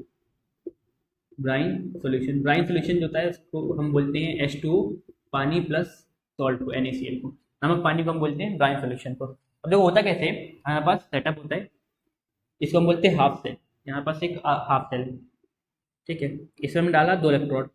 ठीक है, ये 2 इलेक्ट्रोड डाल दिया। अब इसको हमने कनेक्ट कर दिया बैटरी से, हाई वोल्टेज बैटरी से कनेक्ट किया। ठीक है, ये पॉजिटिव टर्मिनल है, ये नेगेटिव, यहाँ पे पूरा का पूरा पॉजिटिव टर्मिनल है, यहाँ नेगेटिव चार्ज है। ठीक है, अब इसमें डाला ब्राइन सोल्यूशन। ब्राइन सोल्यूशन मतलब नमक पानी, NaCl और H2। ठीक है, तो क्या होता है, NaCl जो है वो टूटता है Na प्लस में और Cl माइनस में, पानी टूटता है H प्लस में और OH माइनस में। अब देखो ज़्यादा स्टेबल जो होता है वो होता है H प्लस, वो ज़्यादा अट्रैक्ट होता है किस तरफ, नेगेटिव रॉड तरफ। नेगेटिव रॉड है, इस पर तो Na प्लस भी जाएगा और H प्लस भी जाएगा, क्योंकि H प्लस गैसियस फॉर्म में होता है, तो यहाँ पे जाता है ये, और यहाँ से इलेक्ट्रॉन लेता है और H2 बनता है, और ये H2 के फॉर्म में बबल बन के उड़ जाता है। इसको हम फर्दर चाहें तो यहाँ से हम निकाल सकते हैं, कलेक्ट कर सकते हैं ऊपर से क्लोज करके चेंबर को। तो यहाँ से क्या है, H2 गैस निकल गया। अब क्लोरीन गैस जो है माइनस से किसी तरफ जाएगी, पॉजिटिव इलेक्ट्रोड की तरफ, इसको हम बोलते हैं इलेक्ट्रोड, इसको हम बोलते हैं इलेक्ट्रोड, पॉजिटिव इलेक्ट्रोड की तरफ जाएगी, यहाँ से क्लोरीन गैस बन के निकलेगी। ठीक है, जिसको हम फर्दर कलेक्ट कर सकते हैं वहाँ पे। तो यहाँ से क्या मिला हमको, यहाँ से मिला H2 गैस और Cl2 गैस। ठीक है, अब देखो यहाँ पे Cl चला गया, H चला गया, अब बचा कौन, Na प्लस और OH माइनस। अभी क्या करते हैं, कंबाइन करके बना लेते हैं NaOH, और यहाँ से H2 गैस मिल गई और Cl2। तो हम इलेक्ट्रोलिसिस प्रोसेस से क्या करते हैं, हम इलेक्ट्रोलिसिस करते हैं NaCl का और पानी का इलेक्ट्रोलिसिस करते हैं। और हमको मिलता है NaOH plus chlorine gas plus hydrogen gas. ठीक है, तो हम कॉमन सॉल्ट की हेल्प से बनाते हैं कॉस्टिक सोडा यानी सोडियम हाइड्रोक्साइड, क्लोरीन गैस और हाइड्रोजन गैस। अब इसका यूजेस क्या है? अब यूजेस क्या है नमक का? नमक कहाँ का यूज होता है? टू मैन्युफैक्चर, इसे मैन्युफैक्चर करते हैं पहला हाइड्रोजन गैस। हाइड्रोजन गैस का कहाँ यूज है? ये फ्यूल की तरह यूज होता है, एमोनिया के प्रोडक्शन में यूज होता है। एमोनिया जो होता है, एमोनिया खाद्य उद्योग में यूज होता है, उसको हम एमोनिया बोलते हैं। तो एमोनिया बनाने के लिए भी हम किसे यूज करते हैं? हाइड्रोजन गैस का। हेबस प्रोसेस होता है जिसकी हेल्प से बनाते हैं अमोनिया। ठीक है, तो ये यहाँ पे इसका बहुत सारा यूजेज है। ठीक है, फ्यूल सेल में इसका यूज होता है हाइड्रोजन गैसेस का, है ना, फ्यूल सेल की तरह यूज होता है। दूसरा हम प्रोड्यूस करते हैं क्लोरीन गैस। क्लोरीन गैस कहाँ का यूज होती है? ये होती है डिसइंफेक्टेंट की तरह, है ना, क्लीन करने के लिए swimming pool, cleaning agent swimming pool में। ठीक है, और भी इसका कई यूज होता है। ठीक है, इसी बात से तीसरा आता है हमारा लास्ट NaOH। NaOH भी बहुत जगह यूज होता है। जैसे अगर हम बात करें मैन्युफैक्चर करने में, calcium oxychloride, sodium, washing soda बनाने के लिए। ठीक है, इसका यूज होता है बेकिंग पाउडर में, बेकिंग पाउडर बनाने में, और भी कई जगह यूज है। रिएक्टिंग एजेंट का काम आता है। ठीक है, तो यूज है किसके? कॉमन सॉल्ट के और उनके डेरिवेटिव्स के। दूसरा इसका यूज होता है फॉर कुकिंग पर्पस। नमक का यूज होता है फॉर कुकिंग पर्पस, खाना बनाने के लिए भी नमक का यूज होता है। तो ये पहला सॉल्ट है हमारा। ठीक है, तो लिख लीजिए, फिर आगे बढ़ते हैं। इसके बाद जो अगला सॉल्ट है वो है ब्लीचिंग पाउडर। ब्लीचिंग पाउडर जिसका केमिकल फॉर्मूला है CaOCl, जिसका हम बोलते हैं कैल्शियम ऑक्सी क्लोराइड। ठीक है, ये केमिकल नेम है, ये कॉमन नेम है। बनता कैसे? तो देखो, हम रिएक्ट करते हैं कैल्शियम हाइड्रोक्साइड को क्लोरीन गैस के साथ। ठीक है, क्या मिलता है यहाँ से? देखो कैल्शियम, अब देखो अगर इसका हम स्ट्रक्चर देखें तो कैल्शियम के पास है 2 OH, कैल्शियम के पास है 2 OH। ठीक है, और यहाँ पे क्लोरीन है, दो दो क्लोरीन है, दो कैल्शियम। कैल्शियम पहले तो अटैक करता है इस पे एंड सेकेंड अटैक करता है ऑक्सीजन पे। यहाँ पे क्या बनता है स्ट्रक्चर? देखो कैल्शियम यहाँ से OH निकल जाता है, Cl आ जाता है, यहाँ पे O है, Cl आके लग जाएगा। यहाँ से क्या निकला? सॉरी, H और OH, क्योंकि OH नेगेटिव है तो किस पे? क्लोरीन के पास जाएगा नहीं, वो किसी पास जाएगा? हाइड्रोजन के पास। यहाँ पे क्या निकल जाता है? देखो ये बन गया CaO Cl2 प्लस H2। तो इस मेथड से हम बनाते हैं कैल्शियम ऑक्सीक्लोराइड यानी कि ब्लीचिंग पाउडर। ठीक है, तो कैसे प्रिपेयर करते हैं? It is prepared by reacting chlorine gas with calcium hydroxide. ठीक है, तो इस मेथड से ये बनता है हमारा, यही है कैल्शियम ऑक्सीक्लोराइड जो कि है ब्लीचिंग पाउडर। ठीक है, सो यूजेस कहाँ है? यूजेस क्या है? देखो सॉल्ट में से 3 चीज इंपॉर्टेंट है। एक तो उसका केमिकल फॉर्मूला और कॉमन नेम, केमिकल फॉर्मूला और कॉमन नेम, और साथ साथ में उसका मॉलिक्यूलर फॉर्मूला। ठीक है, इसके बाद क्या है? मेथड ऑफ प्रिपरेशन, कैसे बनता है, और यूजेस। 3 चीज इंपॉर्टेंट है, केमिकल, मॉलिक्यूलर फॉर्मूला, साथ साथ में नाम। दूसरी चीज उसका क्या बोलते हैं? Preparation method. और तीसरी चीज जो है यूजेस। तीनों समझना जरूरी है। तो इससे यूजेस कहाँ है? यूज होता है कॉटन एंड टेक्सटाइल इंडस्ट्री में, used in cotton and textile industry. दूसरा इसका यूज होता है वुड पल्प इंडस्ट्री में एज अ ब्लीचिंग एजेंट की तरह।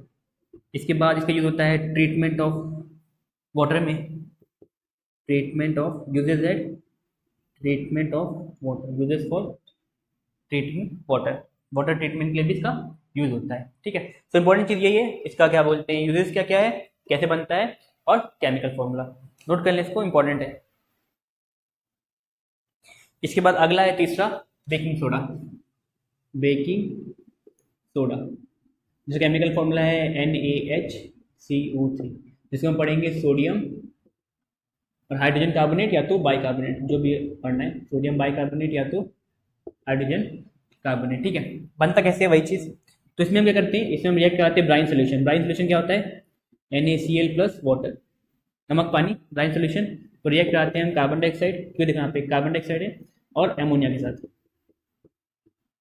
यहाँ सोडियम क्लोराइड के लिए सोडियम क्लोराइड लेते हैं, हाइड्रोजन के लिए वाटर, और साथ साथ में CO2 ताकि मिल जाए। ठीक है, एमोनिया क्या होते हैं, रिड्यूसिंग, ये न्यूट्रलाइज करने के लिए रिएक्शन, यानी रिएक्शन को बैलेंस करने के लिए यूज होता है, जो एजेंट फॉर्म होने उसको कम करने के लिए। देखो समझते हैं पहले, यहाँ पे क्या बनेगा, NaHCO3, सोडियम हाइड्रोजन कार्बोनेट बन गया। और यहाँ पे देखो क्या यूज हुआ, Na यूज हुआ, हाइड्रोजन यूज हुआ, CO3 यूज हुआ, और यहाँ पे ये। ठीक है, देखो यहाँ पे H और OH, यहाँ हमने क्या यूज किया, यहाँ से HO3, तो यहाँ से क्या है, एक H है, एक C है, और कितने O हैं, 3 O हैं। यहाँ सोडियम, यानी यहाँ से हमने सिर्फ OH का यूज किया है, और कार्बन डाइऑक्साइड का और सोडियम का। बचा क्या है, क्लोरीन, एक हाइड्रोजन, ये एक हाइड्रोजन बचा, और NH3। तो यहाँ हम बैलेंस कर सकते हैं NH3, यहाँ पे एक हाइड्रोजन बचा था तो ये हो जाएगा NH4, और क्लोरीन तो बन जाएगा NH4Cl। तो इससे हम प्रिपेयर करते हैं। तो क्या करेंगे, हम इसको लिखेंगे, it is produce by reacting cold brine solution. यहाँ पे रिएक्ट आते हैं NaCl और H2O, इसको हम बोलते हैं ब्राइन सॉल्यूशन यानी नमक पानी। तो हम रिएक्ट आते हैं किससे, with carbon dioxide and ammonia, carbon dioxide and NH3 होता है एमोनिया, यहाँ पे बन जाता है। अब अगेन यूजेस क्या है, केमिकल फॉर्मूला हो गया, बनता कैसे है। अब यूजेस क्या क्या यूजेस है, बेकिंग सोडा है तो बेकिंग पर्पस के लिए होता होगा, it is used in bakery में यूज होता है, बेकिंग पाउडर की तरह, एस बेकिंग पाउडर, इसका यूज होता है बेकिंग सोडा की तरह, बेकिंग पाउडर इंडस्ट्री में। इसके बाद जो इसका अगला यूज है वो हम बोल सकते हैं एंटासिड की तरह यूज होता है। एंटासिड मतलब इसका अगला जो यूज है वो है एंटासिड, समझा रहे हैं, it is used as antacid. Antacid मतलब होता है जैसे अगर एसिडिटी हो जाती है पेट में तो हम लोग यूज करते हैं ना दवाई हैं, जिससे क्या होता है एसिडिटी कम हो जाए, है ना, उसे हम क्या बोलते हैं एंटासिड। जैसे टू रिड्यूस एसिडिटी कम करने के लिए हम जो यूज़ करते हैं उसे हम क्या बोलते हैं एंटासिड। इसका यूज होता है फायर एक्सटिंग्विशन में, use in fire extinguisher. Fire extinguisher में कहाँ यूज होता है, देखो जैसे यहाँ पे अगर हम देख सकते हैं रिएक्शन में वो क्या है, अगर इसको हम उल्टा करें रिएक्शन से, अगर इसी रिएक्शन को हम उल्टा प्रोड्यूस लिखें, अगर जैसे ये फायर एक्सटिंग्विशर होता है यहाँ पर, उसमें क्या होता है, उसमें होता है NaHCO3। तो जब इसको हम कैन को ओपन करके जब हम इसको डालते हैं फायर पे, तो यहाँ से क्या निकलता है, देखो यहाँ से निकलेगा, अगर इसको हम देखें यहाँ से अपना अलग रिएक्शन होगा, NaH वो हटा दो, CO2 प्लस H2 यहाँ से निकलेगा, CO2 और H2। और हमको पता है CO2 क्या है, एक एजेंट है जो ऑक्सीजन को कट करता है। अभी जैसे कहीं आग लगी है, वहाँ पे जितना ज़्यादा ऑक्सीजन जाएगा उतनी ज़्यादा आग बढ़ेगी, तो ऑक्सीजन को हटाने के लिए वहाँ से कार्बन डाइऑक्साइड क्या करता है, as a fire extinguisher use होता है। तो इसका ये यूज है। ठीक है, इसके बाद फिर अगला हम पढ़ेंगे, नोट कर लें पहले इसको। इसके बाद जो अगला है चौथा, वो है वॉशिंग सोडा, जिसका फॉर्मूला होता है Na2CO3.10H2, जिसमें हम पढ़ते हैं sodium carbonate decahydrate, sodium carbonate decahydrate. ठीक है, तो बनता कैसे, सिंपल है, सोडियम कार्बोनेट को हम रिएक्ट करते हैं पानी से। ठीक है, तो यहाँ पे क्या होता है, यहाँ बनता है Na2CO3.10H2। अब ये 10H2 को हम बोलते हैं water of crystallization.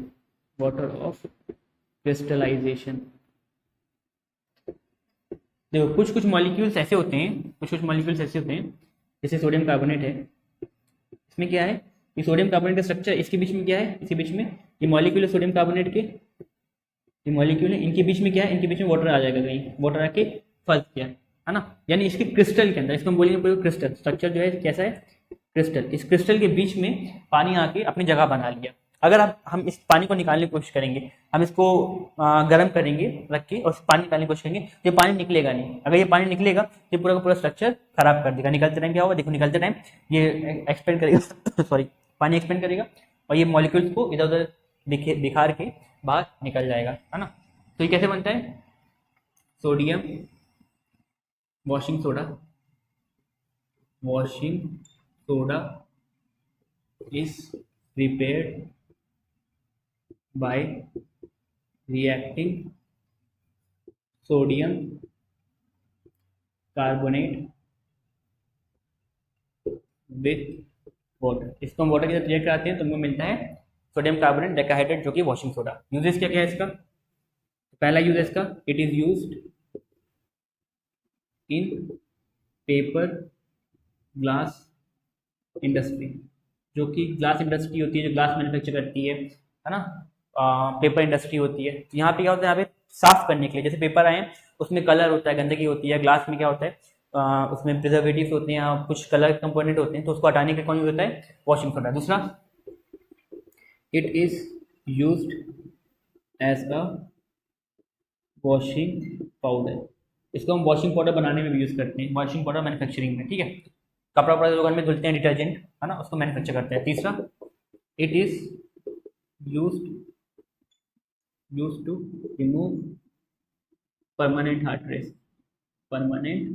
Hardness of water, जो वाटर के अंदर परमानेंट हार्डनेस होती है ना। परमानेंट हार्डनेस मतलब कि जो समुद्र का पानी होता है, जो नमकीन होता है, खारा होता है, उसमें से हटाने के लिए, पानी को साफ ड्रिंकेबल बनाने के लिए यूज होता है सोडियम कार्बोनेट डेकाहाइड्रेट का, ठीक है। तो ये इसके यूजेस हैं, नोट कर लें।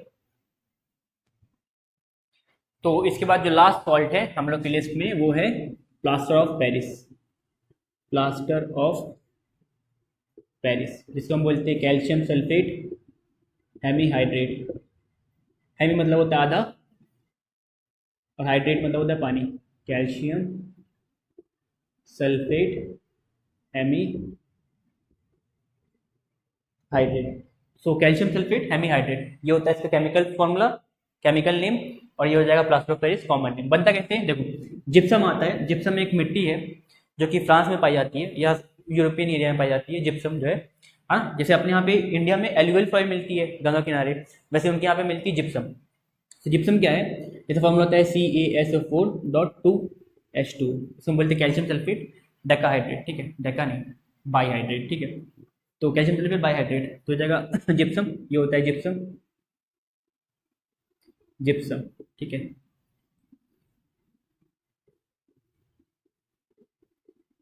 जिप्सम, ठीक है।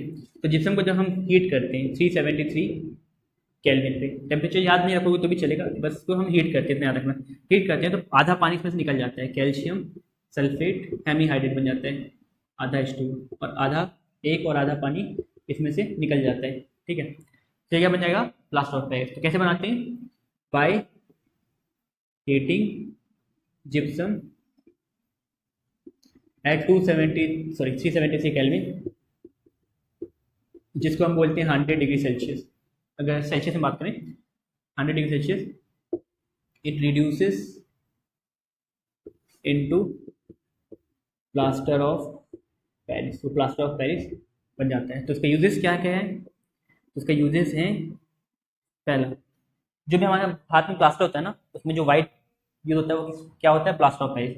तो plaster of Paris is used in medical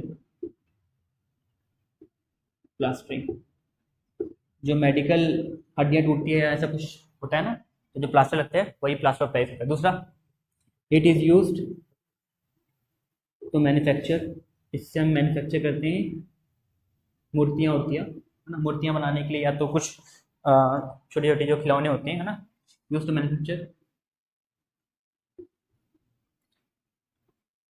sculpture,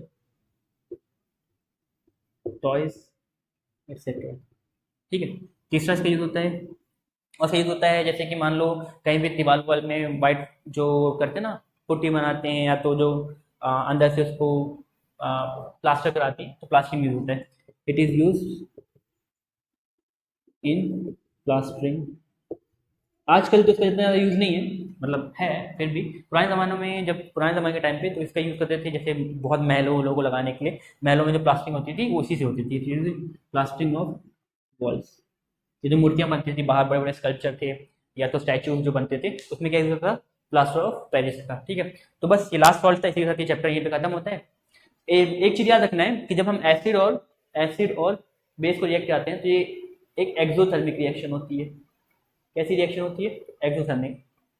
एक बार पूछा गया कि एसिड और बेसिस को रिएक्ट कराने से, जब हम एसिड को सॉरी बेस को जब हम पानी में डालते हैं तो क्या होता है, उसमें से वो जो जिस कंटेनर में हम डालें एसिड और बेस को रखे हैं, उसमें क्या होगा, वो कंटेनर गर्म हो जाएगा। गर्म हो जाएगा मतलब उसमें से रिएक्शन होते टाइम हीट निकल रही है। और एक्सोथर्मिक क्या है? ये उस टाइप की रिएक्शन है जिसमें हीट रिलीज होती है। फर्स्ट वीडियो में बताया था, है ना, चाहे तो देख सकते हैं। ठीक है, तो बस आज के लिए इतना ही। Thank you.